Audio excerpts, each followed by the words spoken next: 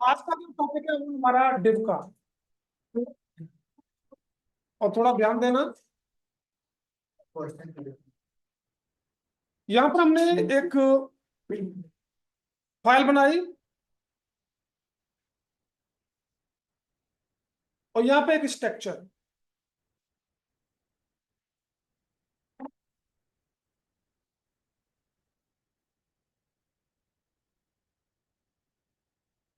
मैंने यहाँ पर एक डिव टैग लिया और इसमें कुछ कंटेंट डाला 35 वर्ड का। और यहाँ पर एक पैराग्राफ भी लिया और इसमें भी हमने 35 का कंटेंट डाला। दोनों की सीएसएस कीजिए। जो डिव है हमारा, इसकी हाइट हमने कर दी 300 पिक्सल की। इसकी विड्थ कर दी हमने 50%। Background colour orange. सेम यहाँ पर पैराग्राफ, इसकी हाइट भी 300 पिक्सल, इसकी विड्थ भी 50% और इसका बैकग्राउंड ब्लू। जैसे ही फाइल को रन करेंगे दोनों का रिजल्ट सेम आएगा, कोई भी चेंजिंग नहीं आ रही है। बाय डिफॉल्ट अगर आप इसकी सीएसएस नहीं करते तो डिव के अंदर जो कंटेंट है उसकी जो विड्थ आती है वो 100% पे आती है। और यहाँ पर पैराग्राफ की भी अगर आप कोई सीएसएस नहीं करते तो इसका भी जो कंटेंट है वो भी 100% पे आता है। तो डिव का मतलब होता है हमारी जो स्क्रीन है इसको डिवाइड करने के लिए हमें डिव टैग का यूज करना होगा। तो जब डिव टैग से भी डिवाइड हो रहा है, पैराग्राफ से भी आपका बॉडी डिवाइड हो रहा है, तो हमें डिव को यूज क्यों करना चाहिए? डिव और पैराग्राफ दोनों हमारे ब्लॉक एलिमेंट होते हैं। ब्लॉक एलिमेंट का मतलब उसकी 100% विड्थ को कवर करे। कंटेंट आप कितना भी डालो, अगर वो 100% विड्थ को कवर कर रहा है तो वो ब्लॉक एलिमेंट होता है। और इनलाइन का मतलब होता है जहां तक कंटेंट है केवल वहीं तक का एरिया क्रिएट करे, तो वो हमारा इनलाइन एलिमेंट होता है। तो दोनों ब्लॉक एलिमेंट तो हैं, लेकिन पैराग्राफ में मल्टीपल एलिमेंटों का कलेक्शन नहीं हो सकता। लेकिन एक डिव के अंदर मल्टीपल एलिमेंटों का कलेक्शन भी हो सकता है।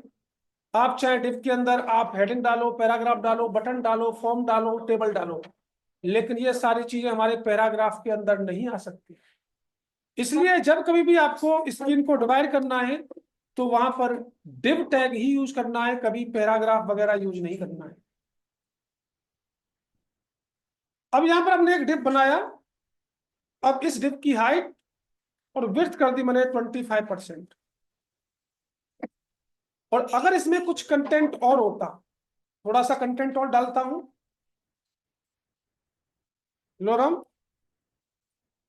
70 वर्ड। तो डिव छोटा है, कंटेंट ज्यादा है, इसलिए वो आपकी हाइट से बाहर जाएगा। और डालो कंटेंट। अब यहां पे क्या हो रहा है, डिव की हाइट और विड्थ छोटी है, कंटेंट हमारा ज्यादा है, इसलिए उसकी हाइट से बाहर जा रहा है। तो हमें यहां पर कुछ प्रॉपर्टी लगानी है। और वो प्रॉपर्टी क्या है? ओवरफ्लो। मैं लगा यहां पर ओवरफ्लो। जो बाहर कंटेंट जा रहा है वो क्या हो जाए, हिडन हो जाए। यहां पर देखेंगे जो कंटेंट बाहर है वो हिडन हो गया, डिव से बाहर। अब मैंने लगाया यहां पर ओवरफ्लो ऑटो। ओवरफ्लो ऑटो का मतलब क्या होता है, इसमें एक स्क्रॉल बार आएगा और वो स्क्रॉल बार आएगा वर्टिकल, पूरा कंटेंट डिस्प्ले करा रहा है। एक ओवरफ्लो होता है हमारा स्क्रॉल ही। ओवरफ्लो स्क्रॉल से क्या होता है, वो हॉरिजॉन्टल और वर्टिकल दोनों स्क्रॉल बार देता है। एक हॉरिजॉन्टल स्क्रॉल बार भी आ गया। अगर कोई ऐसा वर्ड है जो आपकी विड्थ से बाहर जा रहा है, ओवरफ्लो स्क्रॉल से क्या होगा, वहां पर हॉरिजॉन्टल एक स्क्रॉल बार बना देगा।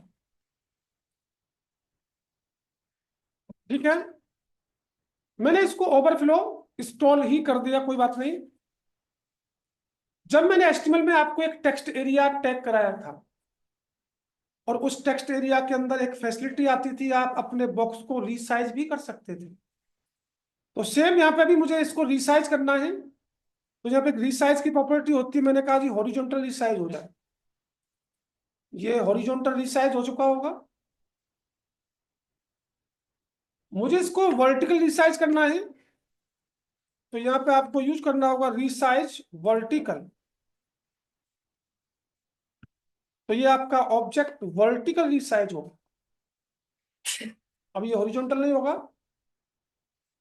और अगर मुझे दोनों करना है तो यहाँ पे आपको यूज करना होगा रिसाइज बोथ। रिसाइज बोथ से क्या होगा, ये हॉरिजॉन्टल और वर्टिकल दोनों रिसाइज होगा। लेकिन रिसाइज की जो प्रॉपर्टी है वो डिपेंड होती है ओवरफ्लो पर। जब तक ओवरफ्लो की प्रॉपर्टी नहीं लगेगी तब तक आप रिसाइज की प्रॉपर्टी को यूज नहीं कर सकते। रिसाइज किस पर डिपेंड है, ओवरफ्लो पर। अगर आप ओवरफ्लो लगाएंगे तो आपका रिसाइज काम करेगा, डायरेक्ट रिसाइज काम नहीं कर सकता है। बात समझ में आई? लिख लो जी क्या लिखना है, फिर चलते। तो मैं दो इमेज कैसी ले रहा हूं, एक इमेज मेरी बहुत बड़ी है और एक इमेज मेरी बहुत छोटी है। दो इमेज ले रहा हूं और इन दोनों इमेज को अपने फोल्डर में डालिए।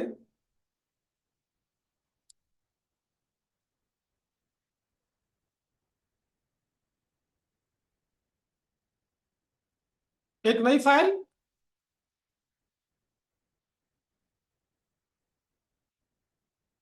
और यहां पर एक डिप बनाओ।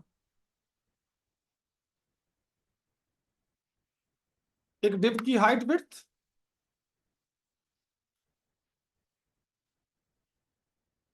जो हमारा डिव है इसकी एक हाइट, इसकी एक हाइट हमने कर दी 400 पिक्सल की। इस डिव की विड्थ हमने कर दी 35% की। इसमें कुछ कंटेंट भी है, लोरम 30 वर्ड। ये फिलहाल मैं कुछ इस टाइप से आ रहा हूं। अब इसके बैकग्राउंड में मुझे कलर नहीं देना, बैकग्राउंड में इमेज देनी है। और जब बैकग्राउंड में इमेज आएगी तो उसके ऊपर ये कंटेंट भी आएगा। तो यहां पर बैकग्राउंड में इमेज देने के लिए यहां पे यूज करना है बैकग्राउंड URL। और आप अपनी इमेज का पाथ, पहले मैं छोटी इमेज को लगा रहा हूं, छोटी इमेज का नाम है मेरा pic4 या pic3.jpg। मेरी इमेज छोटी है, डिव की हाइट विड्थ बड़ी है, तो ये क्या करेगा, इस डिव में इस इमेज को बार बार रिपीट करेगा। एक बार, दो बार, तीन बार, चार बार, पांच बार, छह बार रिपीट हो रही है। क्यों रिपीट हो रही है, क्योंकि आपका डिव बड़ा है, इमेज छोटी है। अब यहां पर बैकग्राउंड रिपीट, मैंने कहा ये रिपीट होनी चाहिए एक्स एक्सिस पर, एक्स एक्सिस पर रिपीट हो रही है, वाई एक्सिस पर रिपीट नहीं हो रही।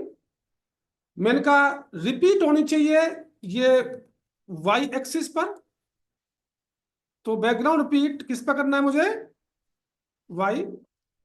अब ये वाई एक्सिस पर रिपीट हो रही होगी, एक्स पर रिपीट नहीं हो रही होगी, और डिफॉल्ट दोनों पर रिपीट हो रही है। लेकिन मुझे रिपीट करनी नहीं है, तो यहां लिखेंगे बैकग्राउंड रिपीट नो रिपीट। अब ये रिपीट नहीं होगी, केवल एक बार आएगी। लेकिन डिव तो मेरा बहुत बड़ा है, मैं क्या चाह रहा हूं, ये जो इमेज है पूरे डिव को कवर करे, पूरे डिव में आनी चाहिए। तो यहां लिखेंगे बैकग्राउंड साइज, मैंने कहा कवर। अगर आप बैकग्राउंड साइज कवर लगाते हैं, इस इमेज का जो हाइट विड्थ का रेशियो होगा वो उसके अकॉर्डिंग कवर करेगा। हाइट विड्थ का जो रेशियो होगा उसके अकॉर्डिंग ये क्या कर रहा है, कवर में fits and no empty space remaining. मतलब ये जो डिव की हाइट विड्थ है उसके अकॉर्डिंग फिट आएगा, इसमें कोई रिमेनिंग स्पेस नहीं आएगा। लेकिन ये कैसे कवर करेगा, जो आपकी इमेज का हाइट विड्थ का जो रेशियो है उसके अकॉर्डिंग कवर करेगा। इसमें यह भी हो सकता है कि आपकी इमेज कट जाए। चेक करते हैं, सेव किया, ये देखो इमेज कटी है इधर से। अब मुझे इस इमेज को लेफ्ट में या राइट में या सेंटर में शिफ्ट करना है, बिल्कुल करा सकते हैं। इसके लिए आपके पास है बैकग्राउंड, पोजीशन, मैंने कहा ये राइट में शिफ्ट हो जाए, तो ये इधर शिफ्ट होगी, शिफ्ट हुई है जी। मैंने कहा ये सेंटर में शिफ्ट हो जाए, ये सेंटर में भी शिफ्ट होगी, हो रही है जी। लेफ्ट करेंगे तो डिफॉल्ट जो थी लेफ्ट में ही थी। दूसरा होता है हमारा, इसको कमेंट किया, एक होता है हमारा बैकग्राउंड साइज, दूसरा हमारा कंटेंट। कंटेंट में क्या कर रहा है देखिएगा, कंटेंट में कर रहा है fit and image is fully visible, देखिएगा कैसे आएगी ये, इसको सेव करो, पूरी की पूरी आई है आपकी, इसमें कोई कटेगी नहीं, पूरी इमेज जो होगी, लेकिन इसकी विड्थ हो सकता है, मतलब इमेज पूरी आएगी आपकी, चाहे डिप को छोड़ना पड़े उसको। तीसरा कौन सा होता है हमारा, तीसरा हमारा ऑटो, बैकग्राउंड साइज ऑटो अपने आप एडजस्ट करे। अपने आप एडजस्ट कैसे करेगा, जो डिफॉल्ट आ रहा था वो ऑटो ही आ रहा था। या एक काम कर सकते हैं आप, मैन्युअली टाइप कर सकते हैं इसके अंदर, बैकग्राउंड साइज, मैंने कहा कितनी विड्थ है इसकी, इसकी जितनी विड्थ हो उसके पूरे में आना चाहिए 100%, और इसकी हाइट कितनी है 400 पिक्सल, इसके अकॉर्डिंग आए। आप मैन्युअली भी लगा सकते हैं, ठीक है जी। तो यहाँ पर बैकग्राउंड साइज कितने हैं, लेकिन हम जो ज्यादातर यूज करते हैं वो कवर ही यूज करते हैं, क्योंकि ये प्रोपोर्शनली कवर होना चाहिए। अगर आपका डिव छोटा है, हाइट इमेज की ज्यादा है, तो वो थोड़ा सा इमेज भी सही से नहीं लगेगी, तो वो क्या करेगा, प्रोपोर्शनली अपने हिसाब से वो कवर कराएगा। अगर आपको बैकग्राउंड में कोई इमेज लगानी है तो कुछ इस टाइप से इमेज लगाएंगे। लिखे जी, क्या लिखना है, नेस्टेड डिव। अगर आपको नेस्टेड डिव बनाने पड़े तो कैसे बनाएंगे, आइए देखते हैं। तो यहां पर एक फाइल और बनाएं, तो थोड़ा इसको समझना।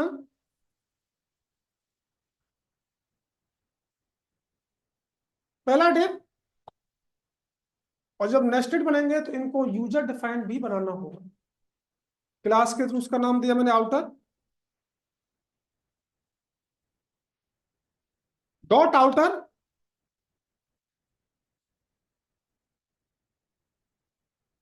मैंने कहा इस आउटर की जो हाइट है वो कर दी मैंने 600 पिक्सल की, इसकी जो विड्थ है वो कर दी मैंने 80%। किसका 80% लेगा, बॉडी का, जिसका बैकग्राउंड कलर मैंने कर दिया ऑरेंज। मेरा ये डिव बना होगा। अब इस डिव के अंदर मुझे एक और डिव बनाना है, इसके अंदर बनाना है, तो इसकी जो क्लोजिंग है इसके अंदर जाना पड़ेगा यहां पर। दूसरा डिव होगा डिव क्लास, इसका नाम कर दिया मैंने इनर, डॉट इनर,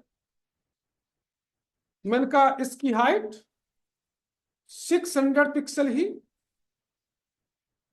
इसकी विड्थ 80%। किसका 80% लेगा, आउटर का, क्योंकि इनर का पेरेंट कौन है, आउटर। तो आउटर जितनी विड्थ पर है उसका 80% लेगा, या 70% करो, 70% करो। किसका 70% लेगा, ये आउटर वाले। इसका बैकग्राउंड मैंने कहा ब्लू आना चाहिए, तो अब ये 30% का स्पेस राइट साइड से ब्लैंक आ रहा होगा। ये ये कितने पर आया, 70% पर। किसके 70% पर, आउटर वाले के पर। अब ये 30% का स्पेस भी ब्लैंक है यहां पर। मैं लगा यहां पर मार्जिन, मैंने कहा टॉप से 0, लेफ्ट और राइट से 15-15%, तो ये सेंटर में भी आ चुका होगा, लेफ्ट से 15 और राइट से भी 15। अब इस ब्लू वाले डिप के अंदर एक और डिप चाहिए हमें, इसकी क्लोजिंग को डाउन करते हुए एक और डिव क्लास, इसका नाम दिया हमने टॉप, डॉट टॉप। हमने कहा इसकी हाइट 100 पिक्सल, इसकी विड्थ कर दी हमने 100%। किसका 100% लेगा ये? इनर का, क्योंकि टॉप का पेरेंट कौन है? इनर है, जिसका बैकग्राउंड कलर हमने किया ग्रीन। 100% पे आया। मैंने सेम कोड कॉपी किया और कमेंट किया। मैंने कहा इसकी जो विड्थ आनी चाहिए वो 50% पे आनी चाहिए, तो ये इनर वाले का 50% पे आ रहा होगा, ठीक है। अब मुझे इसको लेफ्ट से शिफ्ट करना है, तो मैं यहां पर यूज करूंगा मार्जिन लेफ्ट।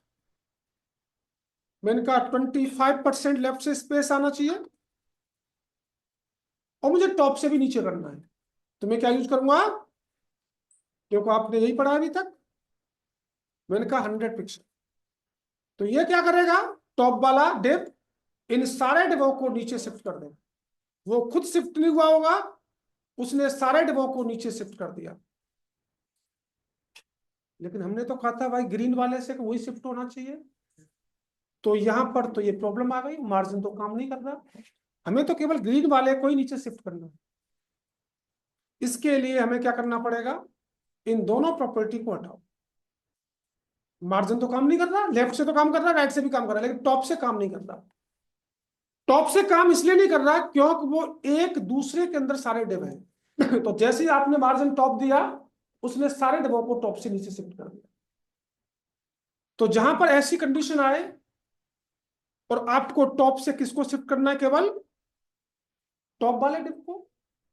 आप क्या करेंगे? इस डिव को यहां पे एक प्रॉपर्टी ऐड करेंगे जिसका नाम है पोजीशन रिलेटिव। पोजीशन रिलेटिव का मतलब इसको रिलेटिव बनाया है, तो ये किसका रिलेटिव बन गया? इन सारे डिवों का रिलेटिव बन गया। अब जब आपकी प्रॉपर्टी पोजीशन एक्टिव हो जाती है, तो वहां पर फिर आपको मार्जिन का यूज नहीं करना है। फिर हमें किसका यूज करना है? हमें यूज करना है लेफ्ट राइट टॉप बॉटम। लेकिन left right top bottom property तभी काम करेगी जब आपने उस ऑब्जेक्ट में पोजीशन एक्टिव कर रखी हो। अगर पोजीशन एक्टिव नहीं है तो लेफ्ट राइट टॉप बॉटम काम नहीं करेंगे। पोजीशन रिलेटिव, अभी कोई कुछ नहीं हुआ होगा, जैसे था वैसे ही आ रहा होगा। अब मुझे इसको शिफ्ट करना है। मैंने कहा लेफ्ट से 25% बिल्कुल शिफ्ट हो चुका होगा, और मैंने कहा टॉप से जितना भी शिफ्ट करना है, टॉप से कहा मैंने 100 पिक्सल। अब ये ग्रीन वाला डिव टॉप से 100 पिक्सल भी शिफ्ट हो गया। तो पोजीशन रिलेटिव का मतलब ये रिलेटिव बन गया है इन डिवों का, तो आप इसको कहीं भी शिफ्ट कर सकते।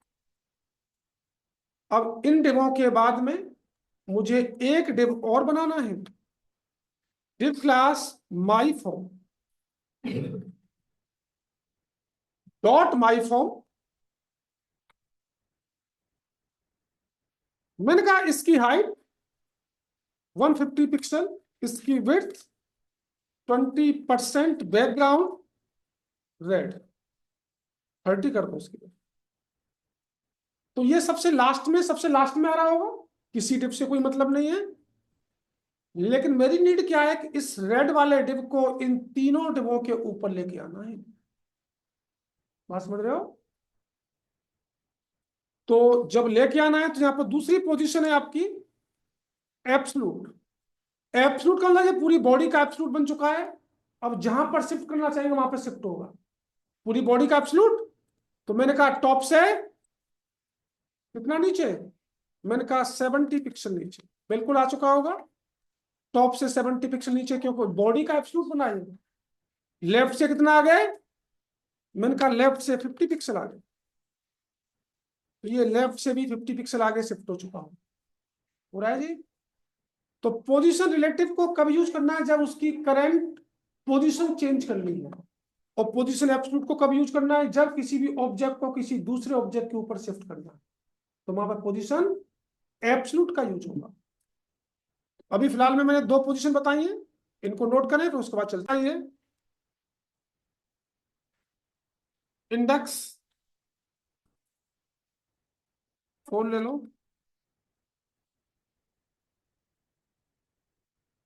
और समझिएगा थोड़ा सा।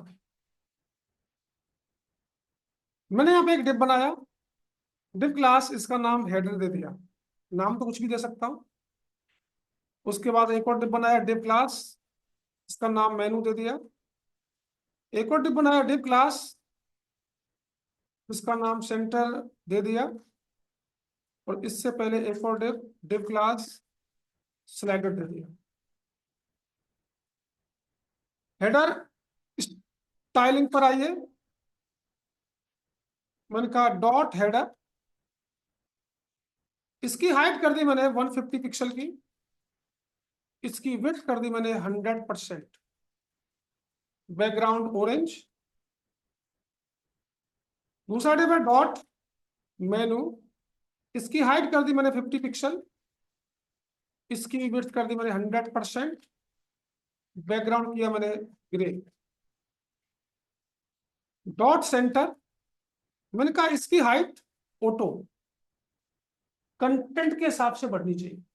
ऑटो का मतलब क्या होता है, अब मैं फिक्स करूंगा कंटेंट ज्यादा होगा तो वो बाहर निकल जाएगा, इसलिए मैंने ऑटो कर दिया, जितना कंटेंट डालना चाहो उतना कंटेंट आए। कितनी विड्थ पर, विड्थ कर दी मैंने 100%, कोई बैकग्राउंड नहीं, कुछ नहीं। और एक स्लाइडर बच गया, डॉट स्लाइडर, इसकी हाइट कर दी मैंने कितनी, 300 पिक्सल, इसकी विड्थ कर दी मैंने 100%, और इसका बैकग्राउंड कर दिया मैंने पर्पल। एक और डिप बना दो लास्ट में, डाटा 2 या डाटा कर दो, डॉट डाटा, इसकी भी हाइट ऑटो, और इसकी विड्थ कर दी मैंने 100%। सेंटर वाले में भी कुछ कंटेंट डाल रहा हूं, एक पैराग्राफ लोरम 1800 वर्ड, इसके अंदर भी एक पैराग्राफ डाल रहा हूं लोरम 1000 वर्ड। और ये कैसा आ रहा होगा चेक कीजिए,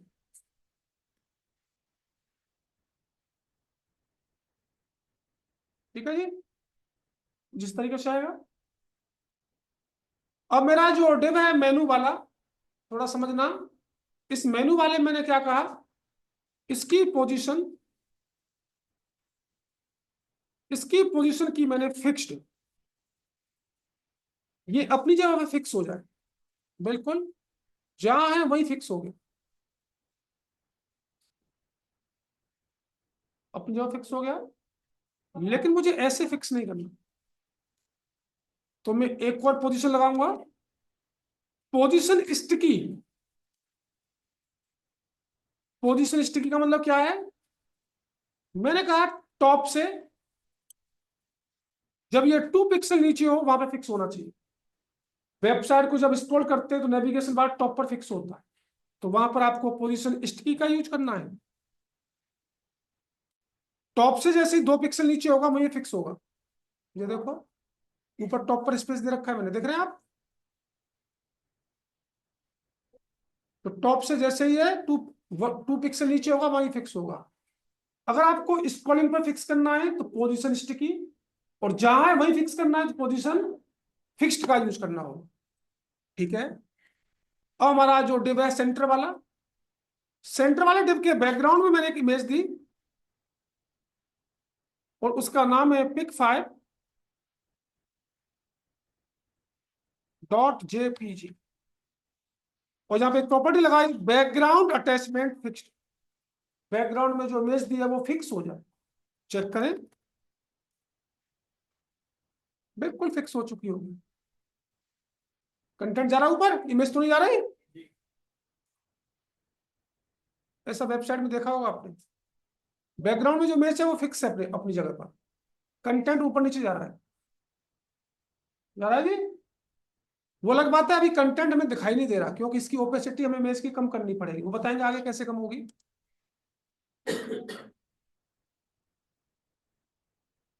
तो लिखें जी, क्या लिखना।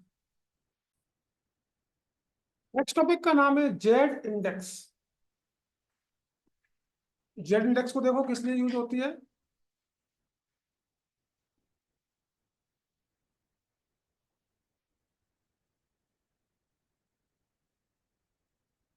मैंने यहाँ पर पहला डिप बनाया, डिप क्लास ए दे दो इसका नाम, स्टाइल डॉट ए। इसकी एक हाइट दे दी मैंने 100 पिक्सल की। इसकी एक विड्थ दीजिए, विड्थ कर दी मैंने 400 पिक्सल की। Background orange. इसके बाद दूसरा dip, dip class B dot B. इसकी भी हाइट 150 पिक्सल। इसकी विड्थ कर दी मैंने 300 पिक्सल। इसका बैकग्राउंड ब्लू। तीसरा डिप, 4 डिप लेंगे हम। डॉट सी, इसकी भी विड्थ 200 ही कर दो। Background grey. और एक डिप और, डिप क्लास डी। इसकी हाइट 250। इसकी विड्थ कर दी हमने 150। जिसका बैकग्राउंड कलर कर दिया हमने ग्रीन। सारे डिप अलग अलग बने हुए हैं, तो सारे डिप अलग अलग ही आ रहे होंगे। पहला, दूसरा, तीसरा, चौथा। दूसरे वाले डिप को पहले वाले डिप के ऊपर शिफ्ट कीजिए। तो मैंने बताया था आपको पोजीशन, और पोजीशन एब्सलूट का यूज करेंगे ऊपर शिफ्ट करने के लिए।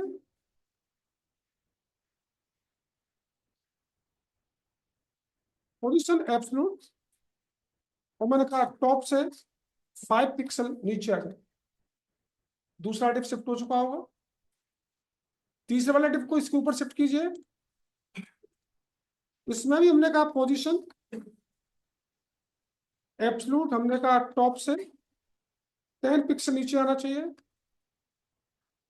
ये भी शिफ्ट हो गया। इसको भी शिफ्ट कराओ इसके ऊपर।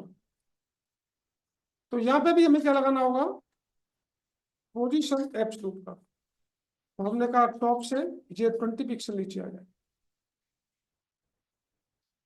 एक दूसरे के ऊपर है। सबसे पीछे है आपका ऑरेंज, ब्लू, ग्रे और ग्रीन। अब जेड इंडेक्स का यूज हमें कब करना होता है, जब आपको किसी ऑब्जेक्ट की ऑर्डर चेंज करना हो। ऑर्डर का मतलब यहाँ पे सबसे पीछे ऑरेंज वाला है, उसके ऊपर ब्लू वाला, उसके ऊपर ग्रे, देन ग्रीन। अगर मैं चाह रहा हूँ ऑरेंज वाला ऊपर आए, ग्रीन वाला पीछे जाए, या मैं चाह रहा हूँ ग्रे वाला पीछे जाए, ऑरेंज वाला सेकंड नंबर पे आए, ऑर्डर चेंज करना है इनका, तो वहीं पर जेड इंडेक्स यूज होता है। लेकिन जेड इंडेक्स किस पे डिपेंड होता है, पोजीशन पर भी।